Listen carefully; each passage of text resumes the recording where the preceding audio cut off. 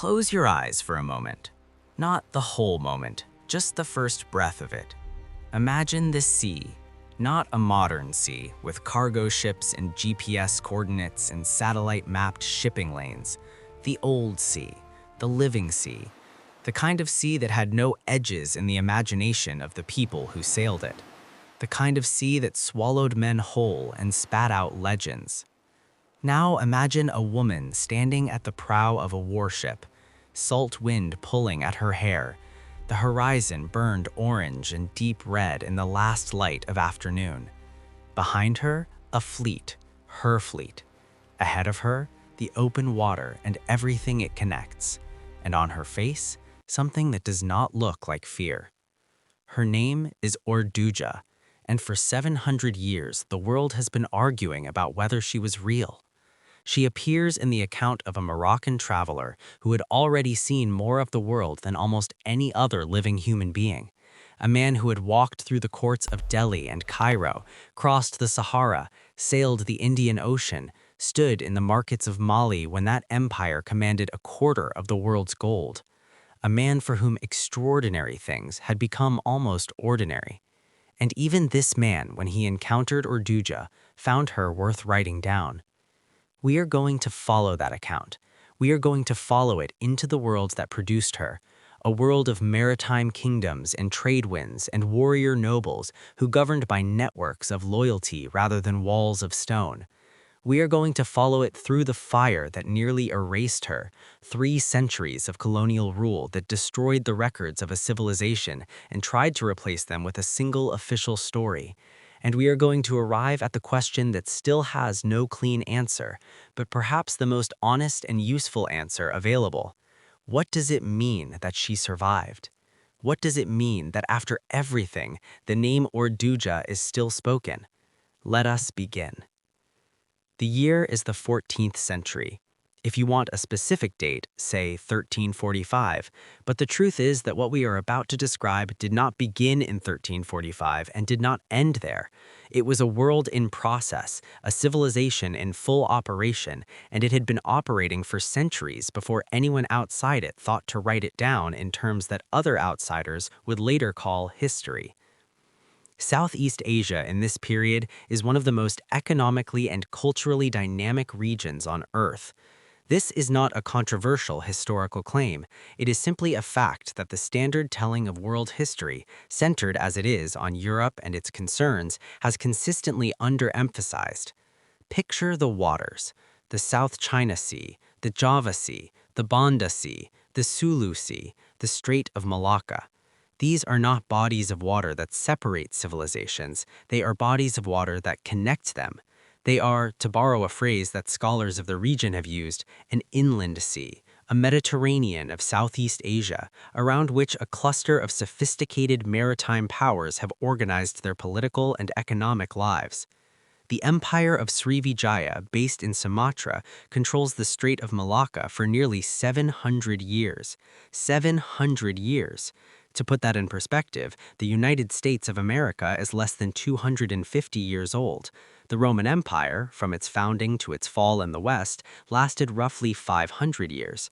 Srivijaya is older than either, and it maintains its dominance not through a vast army, but through a deep understanding of maritime trade. It controls the choke point through which all commerce between the Indian Ocean world and the South China Sea must pass, and it leverages that control into wealth and influence that radiates across the entire region. By the time of our story, Srivijaya has declined. The Majapahit Empire in Java has arisen to fill part of the vacuum. Majapahit, at its height, claims sovereignty over much of the archipelago, though the nature of that sovereignty is more like a network of tribute relationships than direct territorial control. The Champa Kingdom, in what is now Vietnam, operates sophisticated Buddhist and Hindu courts that maintain trade relationships stretching from India to China. The Sultanate of Brunei is emerging as a regional power with deep connections to the Islamic merchant networks of the Indian Ocean. and scattered through the archipelago to the northeast in a constellation of thousands of islands that will one day be called the Philippines, communities of seafaring people have developed their own political forms, their own cultural institutions, their own understanding of how power works in a world defined by water. These communities are called barangay. The word comes from balangay, the name of the outrigger vessel that these people build and sail with extraordinary skill. Consider what it means to name your community after your boat. Your identity is not anchored in soil, it is anchored in water, in movement, in the capacity to go and return, to cross the open ocean and know the way home. The balangay itself is an engineering achievement. It uses a system of lashed lug construction that distributes stress differently from nailed plank construction, making the vessel flexible in heavy seas rather than rigid, and therefore more likely to crack. Filipino craftsmen have been perfecting this design for centuries. The boats can carry substantial cargo, navigate shallow coastal waters and open ocean alike, and move with a speed that consistently surprised later European observers. In 1976, a cache of ancient balangay boats is excavated in Bhutan, a city in Mindanao. The boats date between the 9th and 13th centuries. They are among the oldest watercraft ever found in Southeast Asia. They are evidence not of a primitive tradition, but a sophisticated one, refined over generations, suited precisely to the environment in which it operates. Chinese records from the Song dynasty, centuries before any European ship reaches Philippine waters, describe trade with a place called Mai, believed to be somewhere in the Philippine archipelago, possibly Mindoro or a nearby region. The records are specific. The goods traded include beeswax, fine hardwood, turtle shell, and high-quality textiles. In return comes silk, porcelain, and iron. This is not casual barter between simple communities. This is organized, long-distance commerce, requiring capital, credit, established relationships across cultural boundaries, and knowledge of market prices in multiple economic systems simultaneously. The people managing this commerce have written language.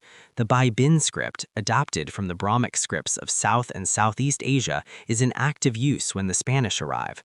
The Laguna copperplate inscription, discovered in 1989, dates to 900 CE, more than 6 centuries before Spanish colonization, and records a legal document in a language related to Old Malay using a script related to Old Kavi. It grants debt forgiveness. It is, in other words, evidence of a functioning legal system with written contracts. This is not mythology, this is archaeology. The political system of the Philippine barangay communities is built around the datu, the warrior noble who holds authority by a combination of inheritance and demonstrated capacity. But this is not pure aristocracy. A datu who cannot maintain loyalty, who cannot provide protection, who cannot deliver results in trade and war, will find that loyalty is a renewable resource that can be redirected. Power here is relational and performative. You hold it by exercising it well. And in this system, women hold real power. Not everywhere, not uniformly, not without constraint, but structurally, in ways embedded in law and custom rather than merely tolerated as exceptions. Women can own property independently of their husbands. They can inherit it from their families. They can manage it as they see fit, including through commercial enterprise. They can initiate divorce, which in this tradition is not a social catastrophe, but a recognized legal procedure. The Spanish missionaries who arrive in the 16th century, coming from a legal tradition in which women cannot own property or testify in court without male guardianship, will find this arrangement genuinely alien. Women hold spiritual authority as by Bailon, the ritual specialists who maintain the community's relationship with the spirit world, conduct ceremonies of healing and transition, and mediate between the living and the dead. The Bailon tradition is matrilineal, passed through female lineages, and commands genuine authority in the community. This is not a marginal role. Spanish missionaries in the 16th century will spend extraordinary resources trying to suppress it, which tells you exactly how much power it actually holds. You do not dedicate institutional energy to eliminating something that is merely decorative. Women are traders. The long-distance commerce that connects Philippine communities to the wider Asian world requires trust across enormous distances and cultural differences. Trust is built through personal relationships, and those relationships are maintained by people, male and female, who understand the language of obligation and the economics of reputation. There are records from Chinese and later Spanish sources of women managing significant commercial enterprises, negotiating trade deals, controlling family fortunes across generations. And women are, in documented cases, warriors. Spanish military chronicles describe women fighting alongside men in the defense of their communities, not as auxiliary figures, not as last resort participants when all the men have fallen, but as trained fighters who are expected to contribute to the military capacity of their communities. The weapons of this tradition, the Kambalin longsword, the Kris wavy-bladed dagger, the bunkhouse spear, are not gendered. They are tools of a warrior culture that values effectiveness over convention. This is the world that makes Urduja possible, not a world in which a female warrior is so miraculous that she must be legendary. A world in which a female warrior, even an exceptional one who commands a fleet and defeats every combat challenger, fits within a recognized tradition. A world in which the question is not how is this possible, but how has she achieved this level of excellence? Now we need to meet the man who wrote her into the historical record. His full name is Abu Abdullah Muhammad ibn Battuta. He was born in Tangier, Morocco, in 1304 into a family of Islamic legal scholars. His upbringing is the upbringing of a scholar, structured, rigorous, oriented toward the careful interpretation of religious law. The life that is expected of him is a life of books and learned disputation and the slow accumulation of a reputation within the Islamic world of scholars. At the age of 21, he leaves for Mecca. It is 1325. He is performing the Hajj, the pilgrimage that is among the 5 pillars of Islamic practice. It should take perhaps a year, 2 at the most. He does not come back for 29 years. What begins as a religious obligation becomes something else entirely, something that Ibn Battuta himself seems to have been unable to fully explain or contain. He has a hunger for the world, for its variety, its strangeness, its endless supply of things he has not yet seen. Once the pilgrimage opens the door to travel, he finds he cannot close it. He goes east from Mecca instead of west to Morocco. He travels through Persia and Anatolia. He visits the sacred sites of Shia Islam in Iraq. He goes north into the steppes of Central Asia to the court of the Golden Horde. He crosses the Black Sea. He visits Constantinople, then the greatest city of the Christian world, and describes it with a traveler's eye for detail and a scholar's appreciation for complexity. He turns east again, through the Caucasus and Central Asia, into the Mongol world. He crosses the Hindu Kush into South Asia. He serves as a judge in the Delhi Sultanate, one of the great Islamic courts of the medieval world, for 8 years, which is the longest he stays anywhere during his life of travel. He goes to the Maldive Islands, the chain of coral atolls in the Indian Ocean, and records detailed observations about their matrilineal society in which women hold inheritance rights and political authority. He finds this fascinating, and his fascination is evident in the specificity of his account. He goes to the Swahili coast of East Africa, Kilwa, Mombasa, Zanzibar. He describes the Swahili cities with genuine admiration for their wealth and sophistication. He goes to Mali, crossing the Sahara to reach one of the richest empires in the medieval world, and his account of his time there is one of our most important sources for Malian court culture and economic life in the mid-14th century. He goes to China. He visits Quanzhou, Hangzhou, Beijing. He is traveling through the aftermath of the Mongol conquest, through a China that is simultaneously more open to outside visitors than it will be for centuries afterward, and more traumatized by the violence that created that openness. By the time he finally returns to Morocco in 1354, he has traveled an estimated distance of more than 75,000 miles. No human being in the medieval world, not Marco Polo, not any European explorer, has seen more of the planet's surface. He is, by a considerable margin, the most widely traveled person we have reliable record of from this era. And then he writes it down. Or rather, he dictates it. Ibn Battuta is a storyteller, not a writer by trade. He works with a scholar named Ibn Juzai who gives the narrative its literary shape. The resulting text, the Rihla, or the Journey, is one of the most extraordinary documents to survive from the medieval world. It is simultaneously reliable and unreliable, observational and embellished, personal and scholarly, human, in other words. The reliability question matters for our purposes, so let us address it directly. Ibn Battuta almost certainly visited some places he did not visit as personally or thoroughly as he implies. There are sections of the Rihla where his descriptions, compared to other sources, seem borrowed or second-hand. He inflates some figures. He occasionally conflates things he saw at different times. He is a man of his culture and his era, with all the assumptions and blind spots that entails.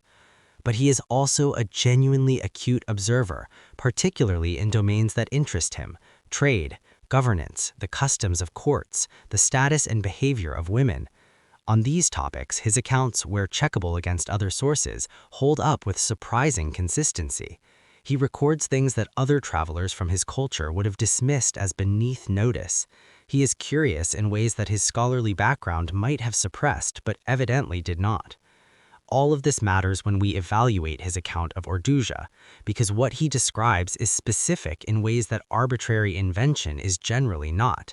He does not give us a generic warrior queen from a generic exotic kingdom.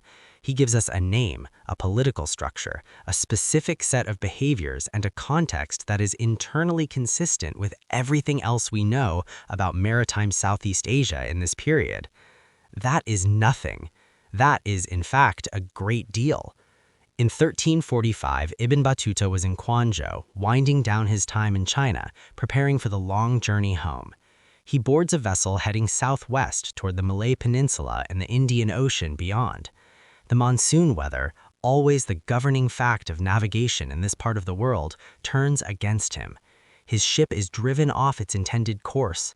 When the sky clears and the winds ease, he is somewhere he did not plan to be.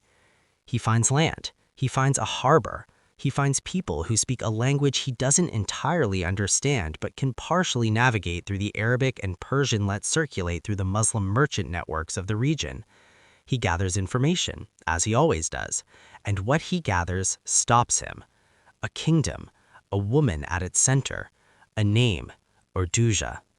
Ibn Battuta calls the place Tawalisi. The name does not appear in any medieval source, which is one of the central arguments of the skeptics, and we will deal with that argument fully in due course. For now, let us describe what he describes, because the picture is specific and coherent in ways that reward careful attention. Tawalisi is a coastal kingdom, prosperous by Ibn Battuta's account, with a harbor busy enough to indicate established participation in regional trade. The people wear gold ornaments as a matter of ordinary decoration, not special display, which implies a society with genuine access to gold, not merely aspirational familiarity with it. They trade in pearls, spices, and camphor, the aromatic resin harvested from certain great trees of the region and valued across the Islamic world for its medical and aromatic properties. The trade goods fit perfectly with what we know of Philippine commodity exports in this period. The political structure he describes is a sultanate, though he uses this term loosely as he does throughout his Southeast Asian accounts to describe any Muslim-identified ruler, and the evidence for Islam in the northern Philippines at this date is contested. What is less contested is the structure he describes: a ruler, the sultan, whose governing authority is substantially exercised by his daughter. That daughter is Urduja. He describes her with a combination of admiration and the particular attention of a man who has seen many rulers and recognizes in this one something he has not encountered in quite this form. She is young, she is commanding in her presence. She speaks with the natural authority of someone who has never had reason to question it.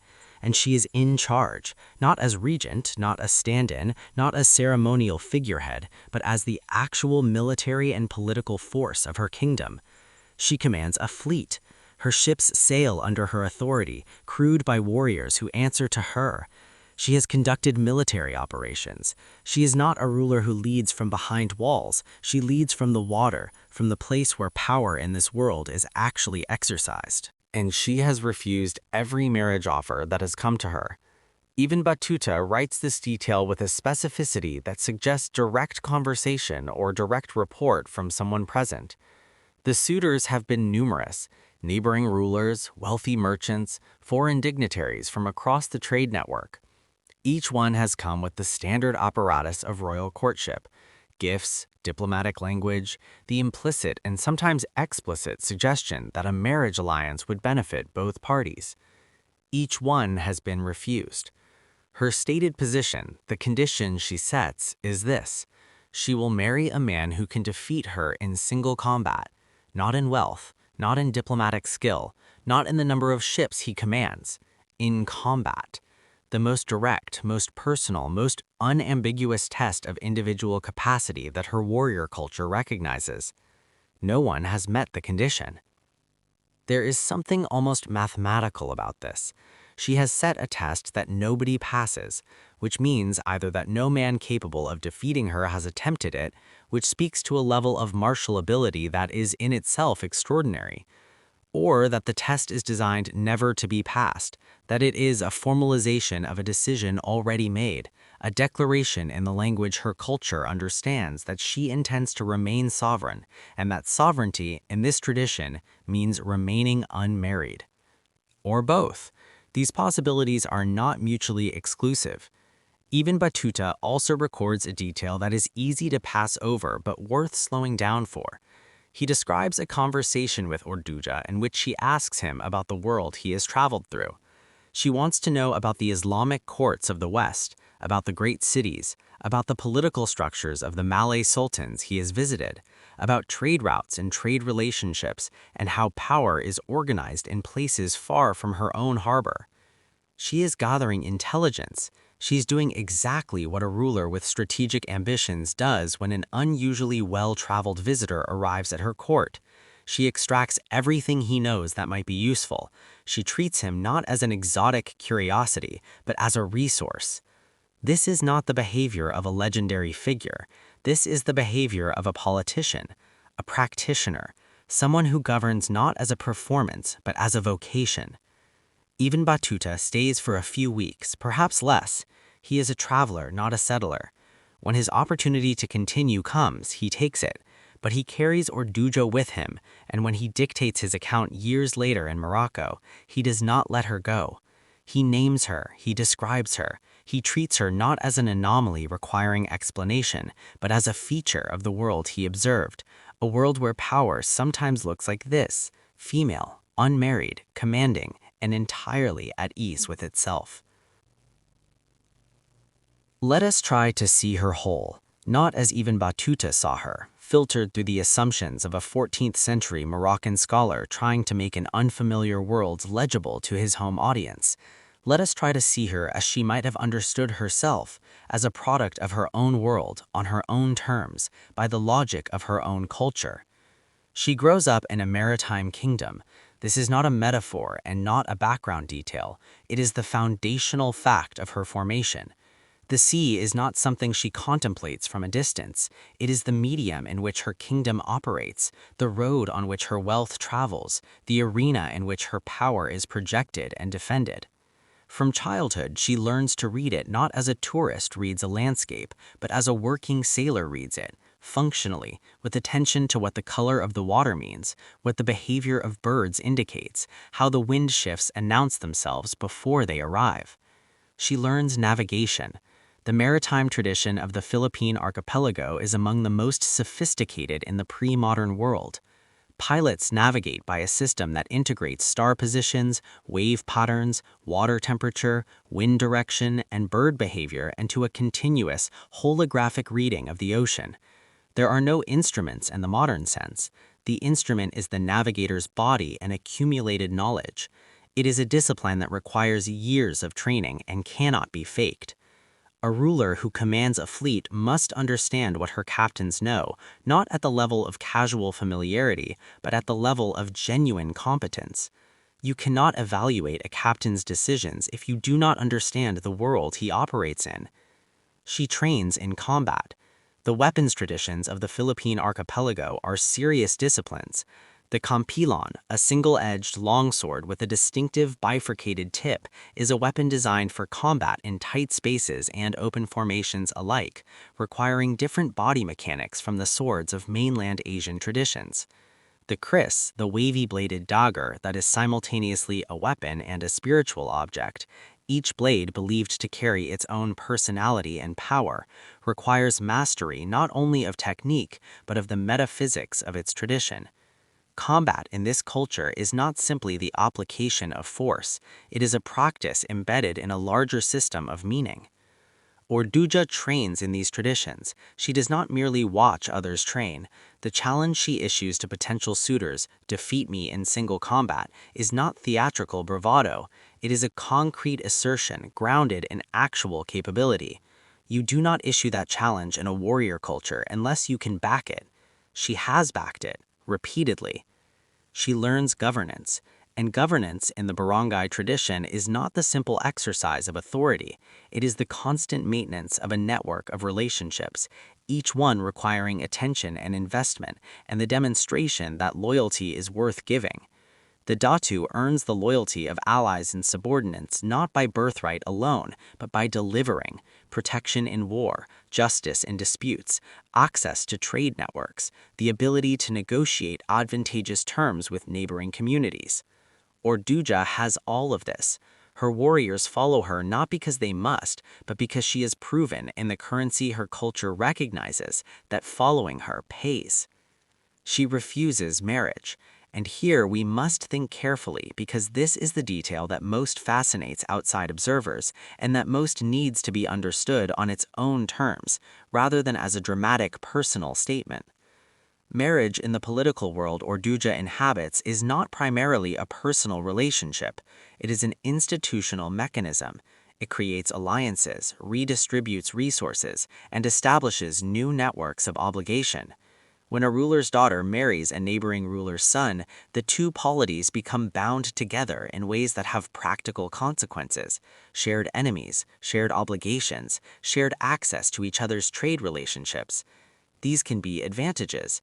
They can also be constraints. For Urduja specifically, marriage presents a structural problem. She is not simply a daughter who could be advantageously placed in a neighboring court. She is the governing authority of her kingdom. She commands her military. She manages her trade relationships. She is the center of the network, not a node that can be redistributed without disrupting the entire web. To marry would be to introduce another center of gravity, another set of obligations, another set of loyalties that might conflict with her own. To marry a neighboring prince would be to risk her kingdom's identity being absorbed into his. To marry a foreign merchant would be to subordinate the political to the commercial in ways that could compromise her military authority. Every suitor who presents himself represents not just a potential partner, but a potential reconfiguration of everything she has built and maintains. She refuses, not because she cannot imagine love or partnership. The record tells us nothing about her emotional interior, and we should not invent it. She refuses because she understands what the clarity of a person who has been thinking carefully about power since she was old enough to understand what it was, that what she holds is irreplaceable, and that the price of marriage, in her specific situation, is sovereignty. She will not pay that price. The combat challenge is elegant in its logic. It reframes the question. Instead of which suitor offers the best alliance, it asks which man can meet me on my own terms. The terms she sets are terms she knows from demonstrated experience that no one has met. This is not an accident. This is precision. She is not waiting. She has never been waiting. She is governing. The debate about Urduja's historical reality is not a new debate. It has been running for centuries, and it has not been resolved. Let us lay it out with the care it deserves. The skeptical case begins with the source. Ibn Battuta is, as we have discussed, a problematic historical witness. He's unreliable in ways that are well documented by scholars who have spent careers comparing his claims against other evidence. He visits some places he may have only heard about. He borrows from other travelers without attribution. His geography in the Southeast Asian sections of the Rihla is particularly vague. He gives distances that do not correspond to real distances, positions that cannot be confirmed, and locations that do not appear in any other source. Tawalisi is the clearest example. The name appears nowhere else in the medieval record, not in Chinese dynastic histories, which are detailed and comprehensive for this period, not in Malay texts, not in Javanese chronicles, not in Arabic or Persian geographical works written by other scholars with access to Indian Ocean trade information. If Tawalisi was a real kingdom substantial enough to operate a fleet and host a court, it is strange that it left no other trace. Furthermore, the skeptics argue, the character of Urduja has the qualities of legend rather than biography. The warrior princess who defeats all comers, the unmarried ruler who refuses all suitors with a martial challenge. These are archetypal elements. They appear in the folk traditions of cultures around the world. Perhaps Ibn Battuta encountered these story elements in the oral traditions of the region and transmuted them into a historical account, consciously or otherwise. Perhaps Urduja is a legend that he mistook for or chose to present as a historical person. This is not an unreasonable argument. It should be taken seriously, and it has been. But the affirmative case is substantial, and it begins with context. The broader context of Ibn Battuta's Southeast Asian account is, where checkable, broadly reliable. His descriptions of Javanese court culture, of the Malay sultanates, of the trade networks connecting this region to the wider Islamic world align with what we know from other sources. He was in this part of the world. He was observing it. His observations are not invented from nothing.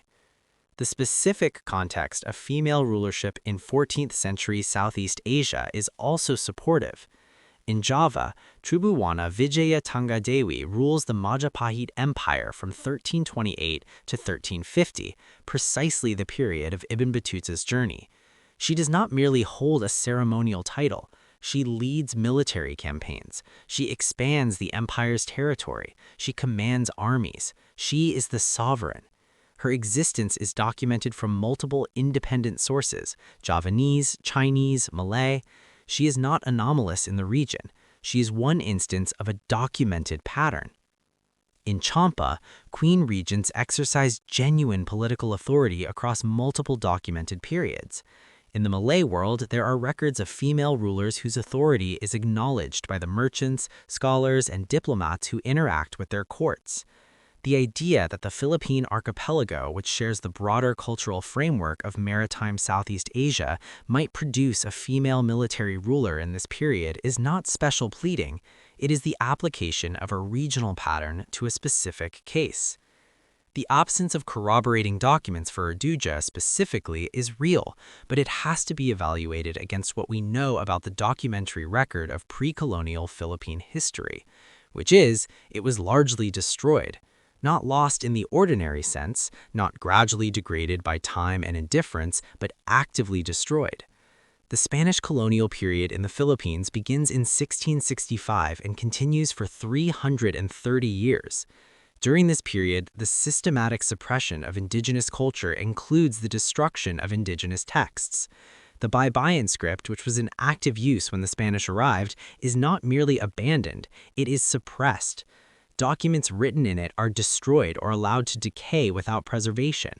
Missionaries destroy material they consider obstacles to conversion. The materials on which Philippine oral and written tradition were recorded, bamboo, bark, leaves, perishable by nature even without deliberate destruction, degrade without institutional preservation. You cannot demand that a colonized people prove their pre-colonial history through records that their colonizers systematically destroyed. This is not a standard of evidence. It is a structural impossibility that functions in practice as a veto over indigenous historical claims. The absence of written records is the intended product of colonial policy. It is not neutral. The most nuanced position in the scholarly debate is the one that holds both possibilities simultaneously. Urduja may have been a real person whose historical reality has been elaborated in the telling, or she may be a composite figure, a memory of many powerful women compressed into one name and one story. In either case, the persistence of the memory, the fact that it survived centuries of colonial suppression and continues to generate scholarly debate and cultural production, is itself historically significant. Communities do not preserve across generations stories that mean nothing to them. The preservation is evidence, not of the literal truth of every detail Ibn Battuta records, but of a truth more important than any single detail. The world he describes, a world where women held power in substantive ways, was real, and it was worth remembering. Perhaps that is enough. Perhaps in a world that spent centuries insisting that this world did not exist, the simple insistence that it did is the most important historical work Urduja can do. We have been moving around the edges of something we should now move through directly: the economic and cultural world of maritime Southeast Asia, the world that was Urduja's context and that made everything about her possible and legible. The trade networks of the South China Sea and the Indian Ocean in the 14th century are not simple commodity exchanges. They are among the most complex economic systems in the pre-modern world, involving multiple currencies, multiple credit instruments, multiple languages, and multiple legal traditions interacting in the space of a single port city. The port of Gwangju, where Ibn Battuta begins his journey towards Urduja, contains at any given time merchants and sailors from Arabia, Persia, India, the Malay world, Java, and various kingdoms of the Philippine archipelago, each operating within their own legal and commercial frameworks while also participating in a shared mercantile culture that has developed its own norms and practices over centuries of interaction. Into this system flow the goods that the world wants. Spices are the most famous: pepper, cloves, nutmeg, mace, cardamom. These are not luxury items in the modern sense, not things people buy to show off. They are functional necessities in a world without refrigeration, where spices are the primary technology for food preservation and flavor management. The spice crate is a survival industry, and the places that produce the spices hold enormous economic leverage as a result. The Philippines contributes to this trade in specific ways. Gold from Mindanao and the Visayas is significant enough to appear in Chinese trade records and to account for the gold ornaments that Ibn Battuta notices as ordinary decoration at Urduja's court. Pearls from the Sulu Sea are among the finest in the world and are sought by courts from China to the Mediterranean. Beeswax, hardwood, turtle shell, high-quality textiles woven from local fibers. The Philippine archipelago is not a peripheral node in this network. It is a supplier of specific, high-value goods that the network cannot do without. The cultural consequences of this trade are as significant as the economic ones. Islam arrived in the southern Philippines in the 14th century, carried by the merchant networks that connect the archipelago to the Malay world and through it to the broader Islamic trading world. It does not arrive by conquest, it arrives by commerce, by marriage between local elites and Muslim merchants, by the prestige that attachment to the great Islamic trade network confers. By the time the Spanish arrived in the 16th century, Islam was established in Mindanao, the Visayas, and reached towards Luzon. The Sultanate of Sulu is a functioning Islamic polity with connections to the broader Islamic world. Hinduism and Buddhism arrived even earlier, carried by Indian traders and scholars who moved through the Malay world and into the archipelago from the west. The cultural influence of the Indian tradition is visible in language, in art, in the political concepts embedded in the Datu tradition itself. The idea of the ruler as a figure with spiritual authority as well as political power, the elaborate protocols of court life, the use of Sanskrit-derived vocabulary for prestige concepts, all of this reflects centuries of Indian cultural influence, filtered through the Malay world into the Philippine archipelago. The result is a culture of synthesis, not a culture that simply absorbs outside influences passively, but one that selects, adopts, and integrates them into a framework that remains distinctly its own. The Filipino cultures the Spanish encounter in 1665 are not simply diluted versions of Indian or Chinese or Malay culture. They've used those influences as raw material to build something specific to their own geography, their own history, their own social structures. This is the civilization that the Spanish colonial project spends 3 centuries trying to convince the world did not exist, that it was darkness before their arrival, that the light came with the cross. This is the civilization Urduja comes from, and this is what is at stake when we ask whether she was real. In 1521, Ferdinand Magellan's fleet reaches the Philippine archipelago. Magellan himself is killed at the Battle of Mactan on the island of Cebu by a chieftain named Lapu-Lapu. Lapu-Lapu is now celebrated in the Philippines as the first Filipino hero, the first person to resist European colonization on Philippine soil.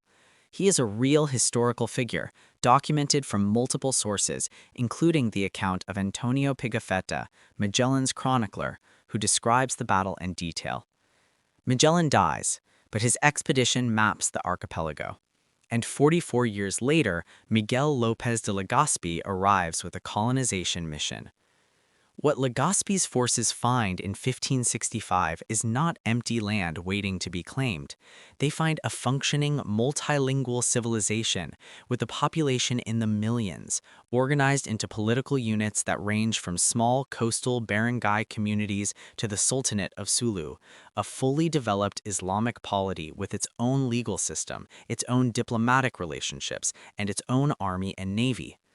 They find cities, they find trade, they find literacy. The colonial project requires a story that justifies itself. That story, in every iteration of European colonialism, is always a version of the same narrative. The people we are colonizing are primitive, disordered, and in need of what we bring. They lack law, they lack religion, they lack civilization. We bring these things. Our presence is not conquest, it is a rescue. In the Philippines, this story is told consistently for 330 years. The institutions of Spanish colonial governance, the Catholic Church, the encomienda system, the reduction policy that forcibly moved people from dispersed settlements into concentrated colonial towns, all reinforce the narrative that the pre-colonial past was disorder and the colonial present is order. The pre-colonial past is rendered not as a complex civilization, but as a dark age that the Spanish have generously ended. The mechanisms of erasure are both direct and indirect. Directly, Spanish missionaries destroy indigenous texts and objects considered obstacles to conversion. The Baybayin script is not banned by formal decree, but it is systematically displaced. Spanish friars create Romanized alphabets for indigenous languages and produce religious texts in those alphabets, which then become the literate standard, pushing Baybayin literate Filipinos toward a script they cannot use to access their own pre-colonial textual tradition. The oral traditions that survive are often reshaped to accommodate Christian frameworks, to make the indigenous past legible and non-threatening within the colonial present. Indirectly, the colonial education system, when it finally became systematic in the 19th century, teaches history that begins with the Spanish arrival. Filipino students learn about Spain, they learn about the Catholic faith, they learn the history of the colonial administration. They learn nothing or almost nothing about the kingdoms and trade networks and warrior nobles and female chieftains who constituted their civilization before 1565. When the Americans replaced the Spanish in 1898 following the Spanish-American War, the story continued. The vocabulary shifts from Catholic salvation to democratic civilization, but the structure is identical. Filipinos are, in the American colonial framing, a people who need American education, American governance, American institutions to develop toward full citizenship. The pre-colonial past remains in this framing, irrelevant or embarrassing. The American colonial education system, which became comprehensive and compulsory in the early 20th century, conducts this erasure efficiently. English has become the language of instruction. American history becomes the history being taught.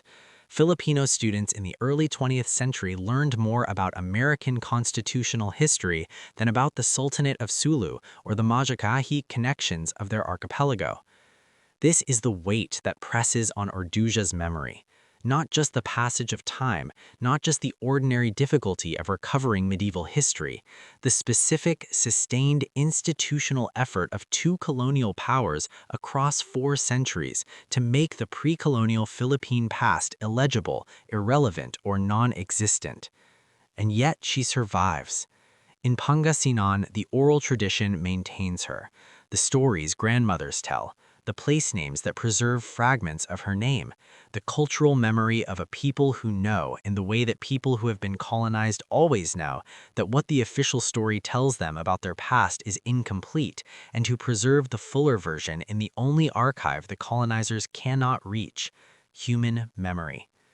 Memory is a form of resistance. It is one of the most durable and least visible forms of resistance available to a colonized people. You cannot burn what lives in the human mind.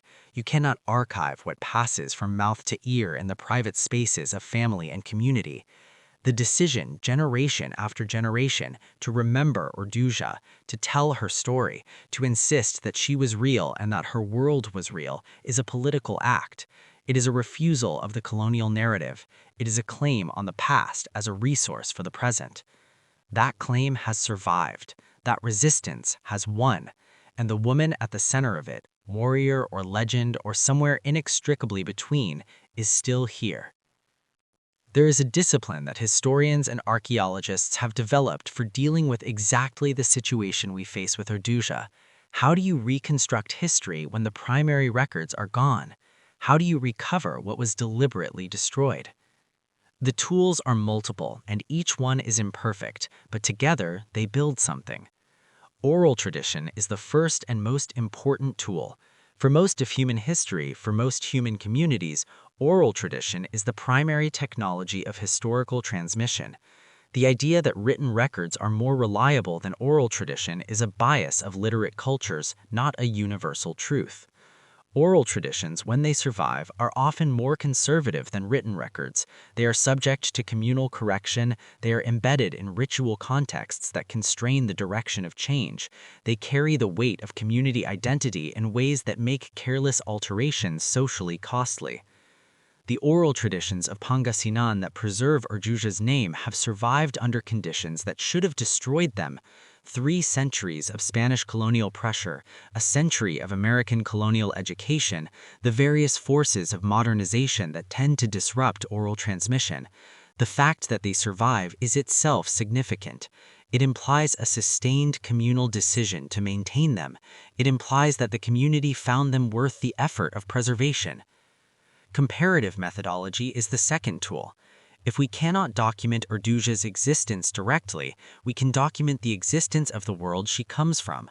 We can document female warriors and chieftains in the Philippine archipelago from Spanish sources, which have every reason to minimize indigenous female power and still manage to record it. We can document the Majapahit female ruler. We can document the Baybaylan tradition. We can document the property and inheritance rights of Filipino women. We can document the trade networks that made a maritime kingdom like Tawalisi economically possible. The world Ibn Battuta described was real, even if every detail of his description is uncertain. Linguistic archaeology is the third tool. Place names, personal names, and terms embedded in language carry historical information long after the events they record have passed out of living memory. The municipality of Urbastondo in Pangasinan, some scholars argue this is a Spanish corruption of a local name that preserved Urduja's name. The name Urduja itself has a linguistic structure consistent with names from the region and period. These are not proofs, they are traces, but traces are what history is often made of. Archaeological evidence is expanding in the Philippines as research capacity grows and new sites are excavated. The Laguna copperplate inscription, the Butuan Dot sites, ongoing work in Mindanao and the Visayas, these finds are gradually filling in the picture of pre-colonial Philippine civilization. Each find makes the world Ibn Battuta describes more concrete and more real. In 2019, the National Historical Commission of the Philippines formalizes this work with a dedicated project for the recovery of indigenous histories. The project brings together oral historians, linguists, archaeologists, and archivists. It treats oral tradition as valid historical evidence, which it is. It asks not only what can be proven from surviving written records, but what the totality of evidence, written, oral, material, and linguistic, suggests about the pre-colonial past. This is the new historiography. This is what it looks like to decolonize historical practice, not to abandon standards of evidence, but to expand what counts as evidence, to include the forms of historical transmission that pre-colonial communities actually used, rather than demanding that they conform to the documentary standards of the literate European tradition that colonized them. Urduja is part of this project, not merely as a subject of study, but as a symbol of its stakes. If we can recover her, or even recover the world that made her possible, we demonstrate that the colonial claim that Philippine history began with Spain was always a lie, and that demonstration has consequences beyond historical accuracy. It has consequences for how a people understand themselves, their capacities, their traditions, and their right to an identity that does not begin with conquest. In 2008, a Filipino animated film called Urduja was released to theaters. It imagines her story in vivid, saturated color with visual design drawn from pre-colonial Filipino artistic traditions. She is a warrior. She is fierce, intelligent, and physically capable. She refuses to be defined by the expectations of the men around her.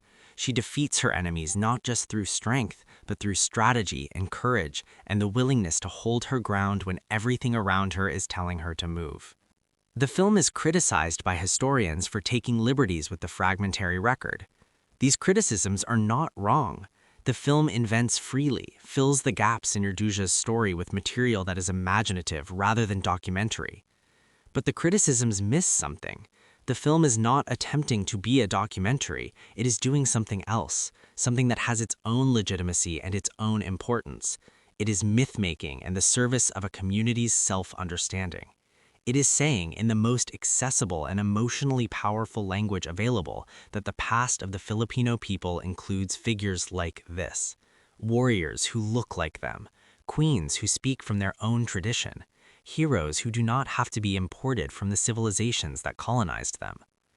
For a child growing up in a culture whose colonial education has systematically presented the pre-colonial past as darkness, the image of Urduja on a screen, commanding and capable and entirely at home in her own authority, is not a minor thing. It is a recalibration. It is a message about what was possible and therefore about what is possible.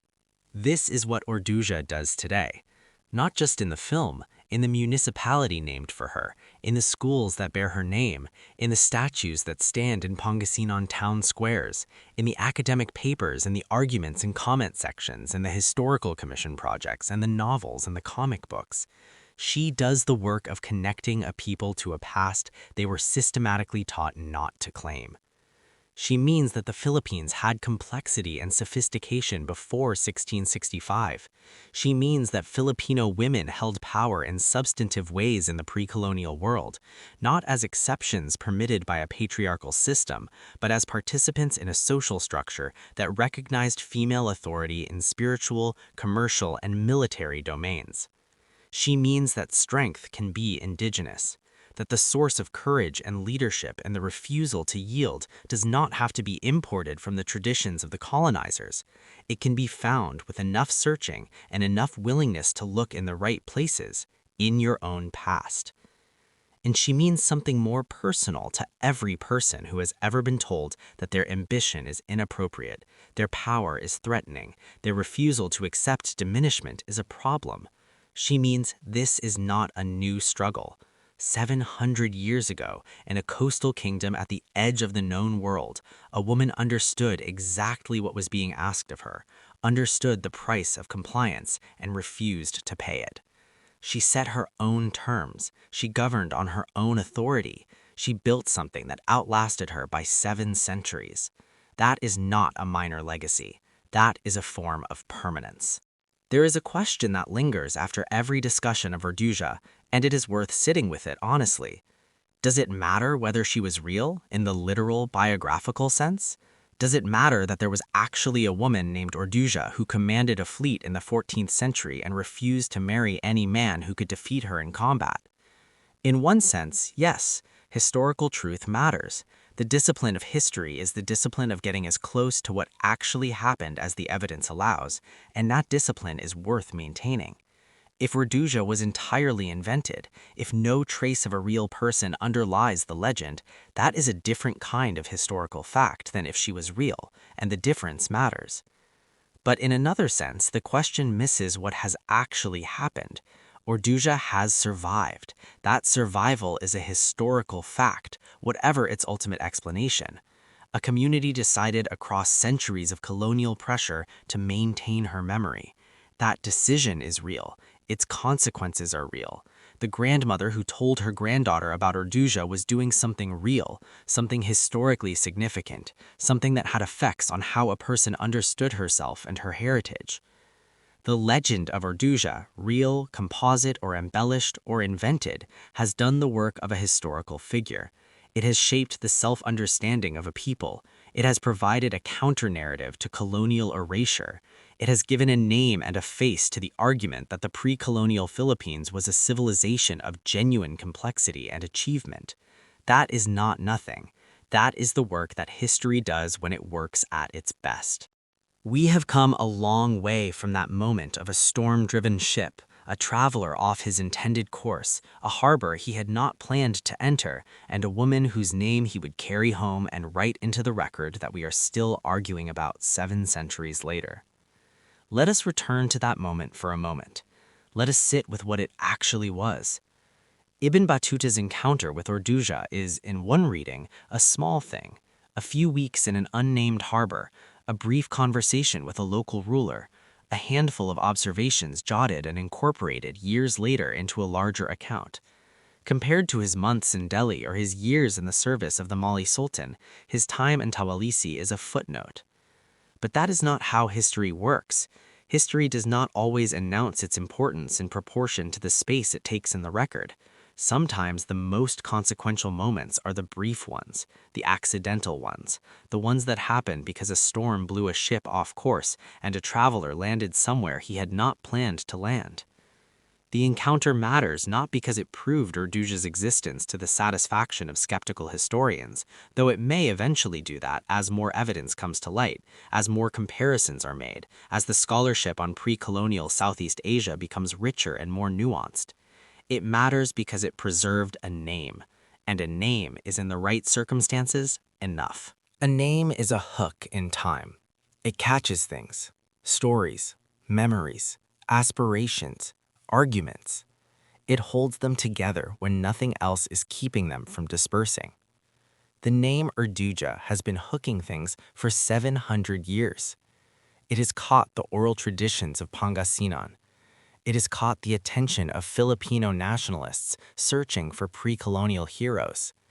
It has caught the imagination of filmmakers and novelists and historians and children who needed to know that someone who looked like them had once stood at the center of power and refused to move.